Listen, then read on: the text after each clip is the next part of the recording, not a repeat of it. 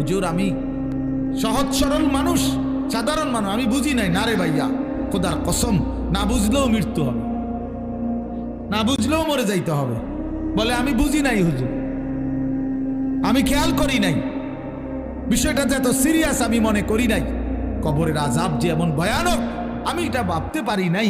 এত কথা বললে, সুপণ্ডিতি কথা বললে মৃত্যু কি থামানো যাবে? কবরের আযাব কি বন্ধ হয়ে যাবে? না না না না। পুলিশ যদি কোনো মামলা দেয়, তো যদি আমি যদি বলি যে না আমি জানি না এই মামলা, এটা একটা অপরাধ, হ্যাঁ, তো পুলিশ কি বলে যে আপনি জানেন না এই জন্য আপনারা ছেড়ে দিলাম। কথা বলেন না কেন? সে কি বলে? সে বলে আপনি জানেন না কেন সেটা আপনার বিষয়, কিন্তু আমার রাষ্ট্রের আইন এটা আমাকে কি করতে হবে? প্রয়োগ করতে হবে। এই জন্য বাপ, আমরা প্রত্যেকেই, আমি সবার কাছে অনুরোধ করি, সবাই ভাবতে শিখো, ভাবতে শিখেন, ভাবতে শিখেন। আজকে অনেক ছেলে পেলে তোমাদের কারো ভিতরে সামান্যতম পূর্বাপর আগ পিছ কোনো ভাবনা নাই। বাপ, তুমি আসছো কোত্থেকে? কে তোমাকে বানাইলো? কেন তোমাকে বানাইলো? তুমি কেন আসলা পৃথিবীতে? যিনি সৃষ্টি করলেন তোমাকে, তিনি কি এই চাচ্ছিলেন তোমার কাছে? তিনি যা চাচ্ছেন তুমি তা করছো না কেন? তুমি যা করছো তিনি তো তা চাচ্ছেন না। আল্লাহ তাআলা আমাদেরকে সৃষ্টি করেছেন প্রতি 1 মাসে 1.5 মাসে চুলের এক একটা ডিজাইন বদলাবার জন্য। এই জন্যই তো আল্লাহ মুসলমান বানাইছেন আমাদেরকে, না কি? এই জন্যই তাইলে আমরা বারবার শুধু ভোগ বিলাসিতা, আমরা নারী ছবি, অশ্লীল দৃশ্য, গান বাদ্যা, নাচ গান, বেহায়া বেপর্দার এই জিন্দেগি পালন করব। আমাদের মেয়েরা পর্দা করবে না, আমাদের বিবিরা পর্দা করবে না, আমাদের ছেলেরা কোনোদিন নামাজ পড়বে না, আমাদের বাবারা বিড়ি সিগারেট খাবে, আমাদের বাবারা চা দোকানে আড্ডা দিবে, কথায় কথায় গালিগালাজ করবে, ওজনে কম দিবে, মিথ্যা বলবে, হারাম রোজগার করবে। এই জন্য আমাদের পৃথিবীতে আসা, আমরা এই জন্যই মুসলমান। তাইলে এটা কে ভাববে? বাবা, ইসলাম তাইলে কার জন্য? কোরআন তাইলে কার জন্য নাজিল হইল? কেউ যদি আমরা কোরআন পালন না করি, না মানি, তো আল্লাহর কোরআন কার জন্য নাজিল হইল? নবী সাল্লাল্লাহু আলাইহি সাল্লামকে যদি আমাদেরও পছন্দ না হয়, তাহলে নবীজি কার জন্য আসলেন? কার জন্য তিনি রক্ত জড়াইলেন? কার জন্য তিনি তায়েফে রক্ত জড়ালেন? কার জন্য তিনি পেটে 2টা পাথর বাঁধলেন ক্ষুধার কষ্টে? কার জন্য তিনি 30 পারা কোরআন গ্রহণ করলেন মহান আল্লাহ পাকের কাছ থেকে? আমাদের জন্য, আমার জন্য, আমার জন্য।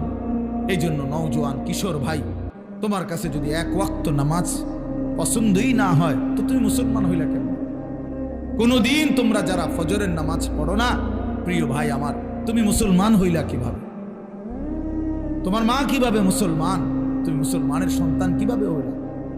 প্রিয় ভাই শুনো মিয়া, আল্লাহর নবী বলছেন গান শুনে মজা মারা, সাদ এরকম করে, আরে ডোলের লরের এমন করে তাল দেয়, ঠ্যাঙালগি দেয়, আরে করছে কিরে, কইলু কিরে, এই যে এগুলা কি মানে? কি মজা নিচ্ছে? কি নিতেছে বলেন?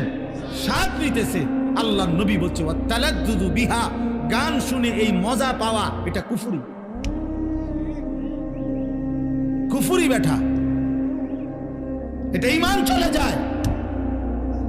নাউযুবিল্লাহ, কি জঘন্য বিষয়, কি জঘন্য বিষয়। আপনারা ফিরতে হবে, ফিরতে হবে, নিজেদের আত্মপরিচয় ঠিক করতে হবে ভাইয়া।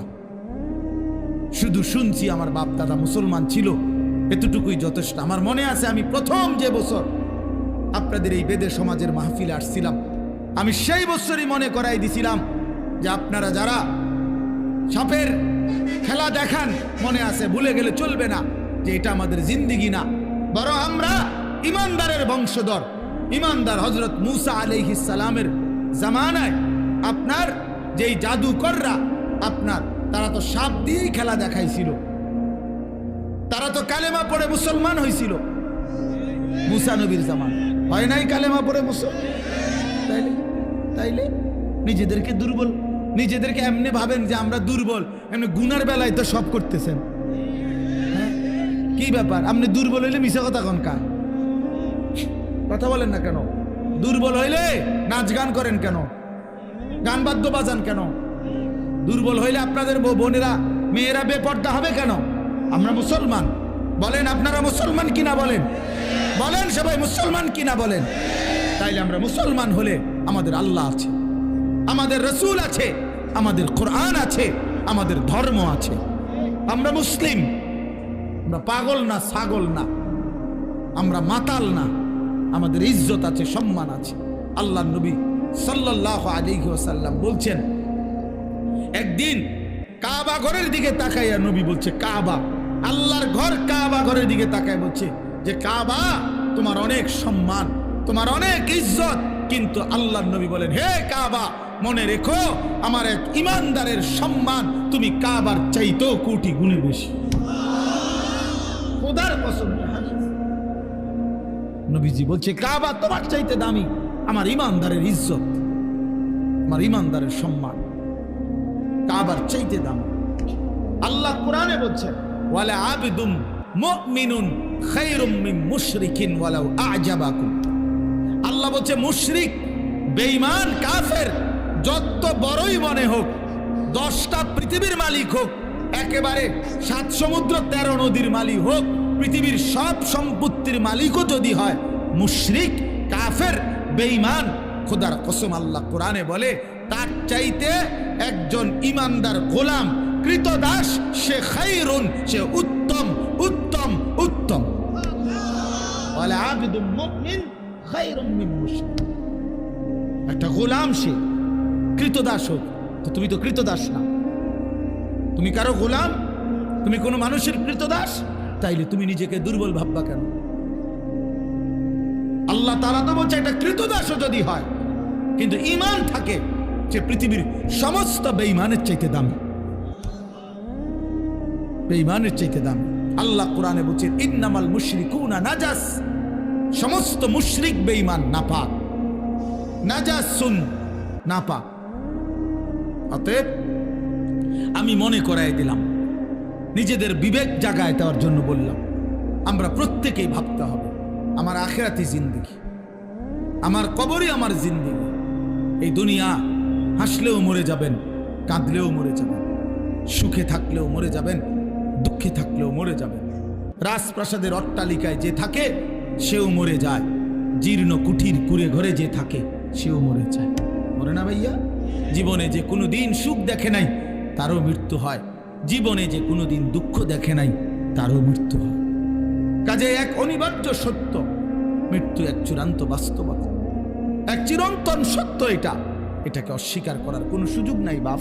অতএব আমাদের উচিত আখিরাতের প্রস্তুতি নেওয়া। আল্লাহ আমাদেরকে দৌলত দিয়েছেন ঈমান। আহা, আমরা পরিচয় দিতে পারি কম পক্ষে যে আমরা মুসলমান, এতটুকু এর পরিচয় তো এই পৃথিবীর কত কোটি কোটি মানুষের নাই। জন্মসূত্রে কোনোদিন শোনে নাই কালেমা, কোনোদিন মুখ দিয়ে উচ্চারণ করে নাই লা ইলাহা ইল্লাল্লাহ। আমি এইবার গত বছর 24 সালে দিনাজপুরে এক চিল্লা সফরে ছিলাম, তাবলিগে, দাওয়াত ও তাবলিগের সফরে। ওই চিল্লার সফরে আমি একজন 72 বছর বয়স একজন হিন্দু চাচা, ওনার 2 ছেলে মুসলমান, কিন্তু ওই হিন্দু চাচাকে আমরা 3 জন আলেম কালেমার দাওয়াত দিছিলাম, ইসলামের দাওয়াত দিছিলাম। 2.5 ঘন্টা ওনারে আমি বুঝাইছিলাম। আমরা 3 জন কাঁদছি, চোখের পানি ফেলছি ওনার সামনে, যে চাচা আপনি কালেমাটা পড়েন, আপনার ছেলেগুলো মুসলমান, ছেলের বউ মুসলমান হয়ে গেছে, নাতি নাতনিগুলো মুসলমান হয়ে গেছে, আপনার ঘরে ছেলের আল্লাহর কোরআন পড়ে, আপনি সেই অবস্থায় এখনো কেমনে রয়ে গেলেন? কতভাবে বললাম, কিন্তু এই চাচা একটা বারের জন্য উনি বলে না, বলবো। আমি কানসি পর্যন্ত নিয়ে, তখন আমি আমার সাথীদের কাছে এসে বলছিলাম যে ভাই দেখো, আমার মতো তোমার মতো আল্লাহ কত বড় তৌফিক দিছে যে সেই ছোট্টবেলার 2 বছর বয়স থেকে 3 বছর বয়স থেকে আমরা আজীবন সারাটা বছর কত হাজারবার লক্ষবার আল্লাহ আমাদের জবান দিয়ে কালেমা উচ্চারণের তৌফিক দিছে। আর এই 72 বছর বয়স্ক লোকটা জীবনে তার মালিকের নাম একটাবার বলতে পারে না। তার জীবনের কত বড় দুর্ভাগ্য ভাই। আজকে তো বুঝতেছ না, নওজোয়ান তোমরা বুঝতেছ না, তোমরা মনে করছো এই নারী, ছবি, মোবাইল, এই মোটর সাইকেল, এই বন্ধুদের আড্ডা, এই রং তামাশা, কয়টা ভাত খাইলা আর ঘুম গেলা, আর পেশাব পায়খানা করলা, আর কতক্ষণ লজ্জাস্থানের চাহিদা, যৌন চাহিদা পূরণ করলা। যখন যা মন চায় নারী দেখলা, ছবি দেখলা, উলঙ্গ দৃশ্য দেখলা, জিনা করলা, ব্যভিচার করলা, মদ খাইলা, জুয়া খেললা, আর কিছুক্ষণ টাকা পয়সা রোজগার কইরা ভাত মাছ চাল ডাল খাইয়া টাইয়া হুট্টা লাইলা। এরই নাম জীবন মিয়া? এরপরে আর কিছু নাই ভাই। তাইলে তো সেই জন্য প্রস্তুতি কোথায়? আমি প্রায় বলি যে এটাও যেমন 4 কালারের পৃষ্ঠা, এটা কি সুন্দর সাজাইছে ডিজাইন করে, কিন্তু এই পৃষ্ঠা তো একদম খালি। আল্লাহ তাআলা বলে, বান্দা, মাটির উপরে তোমার ঘর কত সুন্দর করে সাজাইলা, মাটির নিচেও তো তোমার একটা ঘর আছে, সেই ঘরের নাম হচ্ছে কবর, সেটাও তো তোমারই ঘর বান্দা, ওই ঘরটা এরকম খালি রাখলা কেন? তোমার মাটির উপরের ঘর যদি তুমি সাজাও, তো তোমার মাটির নিচের ঘর কে সাজাবে? হ্যাঁ, আমার মাটির নিচের ঘর কে সাজাই দিবে? আমার কবর কে সাজাবে? আমি না সাজাইলে, আমি না সাজাইলে। আমার মাটির উপরের ঘর তো আমি মরে গেলে আমার ছেলে বাকিটা কাজ করতে পারবে, আমার ফুত মরে গেলে নাতি বাকিটা কাজ শেষ করতে পারবে। বাপে হয়তো বিটা বাইন্দা গেছে, ফুতে আইয়া ঘর করছে, নাতি আইসা ফার্নিচার টার্নিচার কইরা এখন ঘরের কাজ সব কমপ্লিট করছে। এমন হইতে পারে না? তো দুনিয়াতে এরকম হইতে পারে। কবর, কবর, আমার কবর আমি না সাজাইলে আমার ফুতে সাজাই দিবে, আমার নাতি সাজাই দিবে। তাহলে বাবা, তাইলে ওইটা তো বেশি জরুরি, কারণ আমার কবর আমাকেই সাজাইতে হবে, আমার আখিরাত আমাকেই সাজাইতে হবে। এই জন্য আমরা, প্রিয় যুবক ছেলেরা, তোমরা যারা এই সমাজের আছো, আমি তোমাদেরকে প্রয়োজনে আলাদা আলাদা সময় দিতে রাজি আছি। তোমরা আমার মাদ্রাসায় আইসো, আমি দাওয়াত দিলাম তোমাকে। তোমরা এই সমাজের প্রত্যেকটা ছেলে প্রয়োজনে আলাদা, শুধু তোমরা যদি শুনতে চাও আমি তোমাকে আলাদা সময় দেবো, কোনো অসুবিধা নেই ইনশাআল্লাহ। আমি বললাম ইনশাআল্লাহ, আমি দাওয়াত দিলাম তোমাকে, কিন্তু তোমরা জিন্দেগি বদলাও, তোমরা জীবন বদলাও। তোমাদের অধিকাংশ ছেলের চুল সুন্দর না, এগুলা মুসলমানের চুল না বাবা, এগুলা মুসলমানের চুল না। তোমরা যারা নামাজ পড়ো না বাবা, এটা মুসলমানের পরিচয় না বাবা। কেন তুমি নামাজ পড়বা না? আল্লাহ তাআলা জিজ্ঞাসা করে, বান্দা, এত বড় আসমান দিয়ে, এত বড় জমিন দিয়ে, এই সমস্ত মাখলুকাত দিয়ে 24 ঘন্টা বান্দা আমি আল্লাহ তোমাকে লালন পালন করলাম, এত কিছু দিয়েও তোমার মনটা গলাইতে পারলাম না? সবাই এই হাতে ধরা যে মোবাইল, এগুলাও নামা, একজনও একদম নিষেধ করলাম স্পষ্ট, এই হাতে মোবাইল ধরে ভিডিও বা রেকর্ড করা যাবে না, স্পষ্ট নিষেধ করলাম। আমার এই কথাটা না শুনলে আমি উঠাই দেবো, ভাইয়া আমার এনে বসা যাবে না, সাফ নিষেধ করলাম।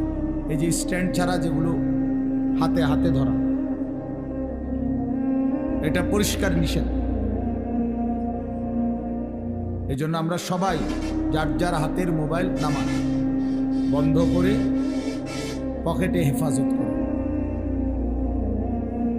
মূলত আল্লাহর কথা কম হোক বেশি হোক মনোযোগ দিয়ে শুনতে হবে, এটা আদব, আল্লাহর কথার হুকুম এটা। কোরআনুল কারীমে আল্লাহ তাআলা বলছেন এটা, ওয়া ইযা কুরিআল কুরআন ফাসতামিউ লাহু ওয়া আনসিতু লাআল্লাকুম তুরহামুন। আল্লাহ তাআলা বলেন, যখন তোমাদের সামনে কোরআন পড়া হয় তখন তোমাদের দুইটা কাজ, এক, মনোযোগ দিয়ে কান লাগিয়ে শোনো, ওয়া আনসিতু, এবং চুপ থাকো, লাআল্লাকুম তুরহামুন। আল্লাহ তাআলা বলেন, তাহলে অবশ্যই তোমাদের উপরে রহমত বর্ষিত হবে।